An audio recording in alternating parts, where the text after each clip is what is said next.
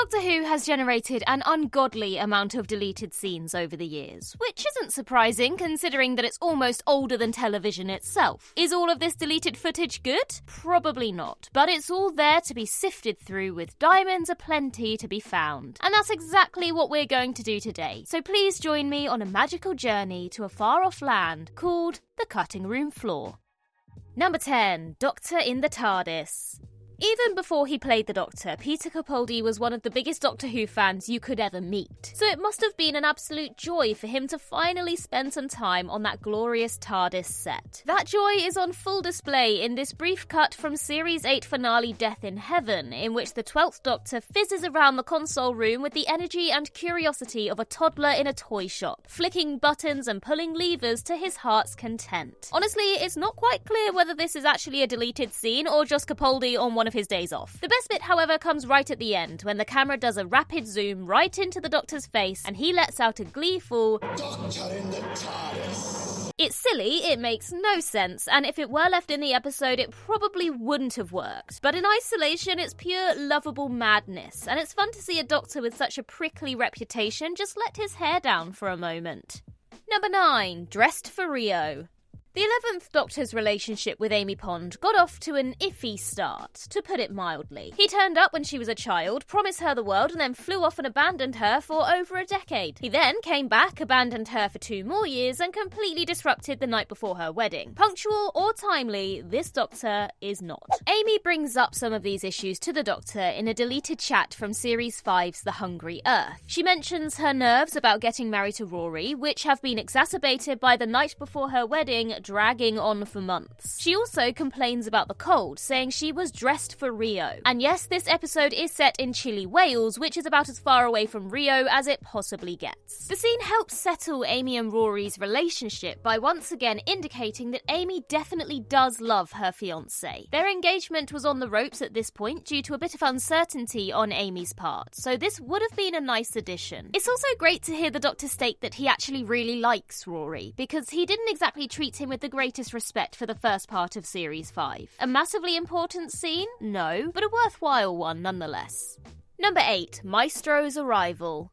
Jinx Monsoon's wickedly entertaining turn as God of Music Maestro was the highlight of The Devil's Court, so it's good to know that there's even more footage available on the cutting room floor. In the finished cut, we see Maestro giggle their way out of a piano on top of Abbey Road Studios before immediately giving chase to the Doctor and Ruby. But as filmed, there was an interstitial moment between these two scenes that allowed the tension to build that little bit more. Here, Maestro ponders the identities of the Doctor and Ruby before using their cosmic tuning fork to track them down. With eye-catching camera angles and sweeping moves aplenty, it's an impressively cinematic sequence that manages to make Maestro feel larger than life in a short space of time. According to Russell T Davies, this beat was simply cut for time, but in a season that felt like it was rushing its way to the finish line sometimes, adding in these little moments of breathing room would have improved the overall pacing, and in this case, given us a little bit more of one of the most entertaining Doctor Who villains of recent times.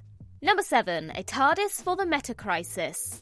This is quite possibly the most significant deleted scene in Doctor Who history, and one that might just have some ramifications in future stories. Before slinking away and leaving Rose with the Meta-Crisis Doctor in Journey's End, there was originally a moment where the 10th Doctor gifted the pair a chunk of TARDIS, telling them that they can grow their own version of the time machine to use in their own adventures. Despite being a deleted scene, Russell T Davies has stated that he believes this moment still happened, and considering that he's back in charge again, he may very well choose to revisit this plot thread in an upcoming episode or spin-off. Honestly, who knows? Nobody thought we'd see Mel Bush, Donna Noble or Sutekh again, and look what happened. So did Rose and the Meta-Crisis Doctor succeed in growing a TARDIS? Are they out there defending their universe? Can they cross universes somehow? Could the two of them return one day? It's good that the scene was left out, as it does detract from the emotion of Journey's End's final sequences on Bad Wolf Bay, but the possibilities are tantalizing nonetheless.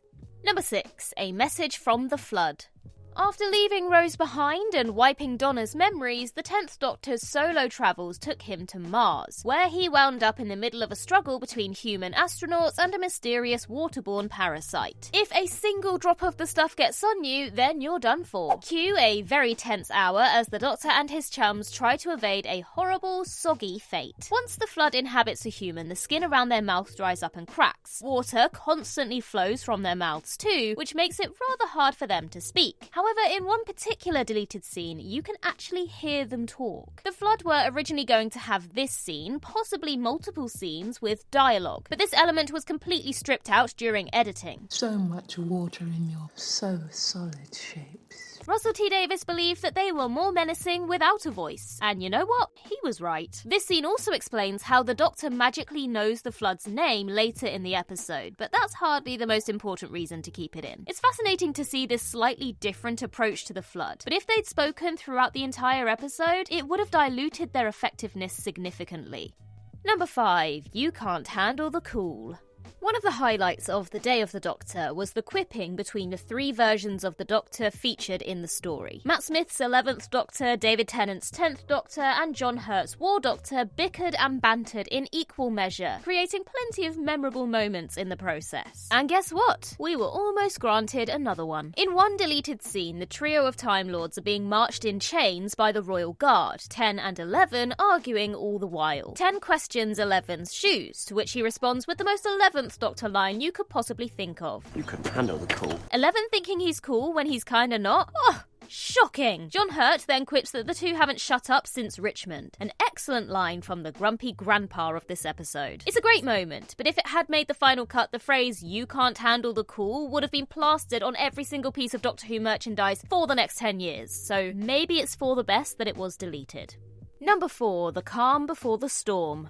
Love her or hate her, but you can't deny the importance of Rose Tyler in the Doctor's life, and in Doctor Who canon in general. She was the one who pulled him out of despair after the Time War, and who literally broke into the heart of time itself to save him from the Daleks. In Rose's final story as a regular companion, she and her intergalactic beau have to save the Earth from both the Cybermen and the Daleks. They succeed, but at the cost of their relationship, and their poignant goodbye would have been even harder to watch had this fun sequence been kept in. Nothing particularly special happens. It's just the two of them walking around, holding hands, and generally being adorable. The chemistry between Billie Piper and David Tennant is unreal, and the two come off as actual real-life besties. This would have taken place right before Jackie tells them about the ghosts, making this the last nice moment between the two before everything went completely wrong.